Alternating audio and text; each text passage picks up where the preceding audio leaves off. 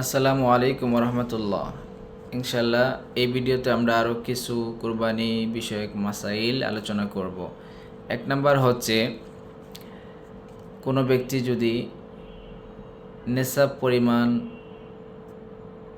সম্পদের মালিক থাকা সত্ত্বেও 10, 11, 12 জিলহজ সে কুরবানি করতে পারে নাই, সেক্ষেত্রে সে কী করবে, তার করণীয় কী?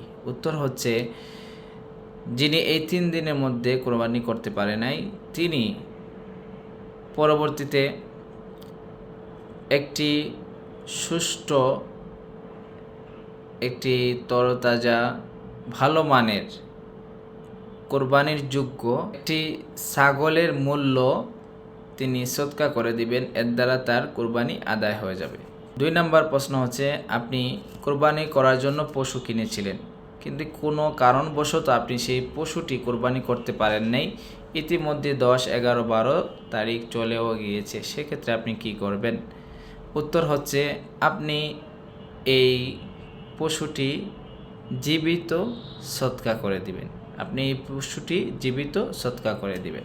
3 নম্বর প্রশ্ন হচ্ছে, আমার কোরবানি দেওয়ার জন্য যেই পশুটি ক্রয় করেছিলাম, সেই পশুটি আমি কোরবানি করতে পারি নাই 3 দিনের মধ্যে।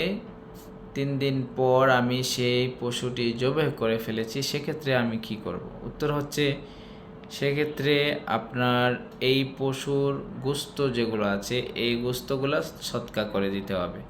যদি গোশত কম হয়, তাহলে আপনার বাকি গোশতর টাকাও সদকা করে দিতে হবে।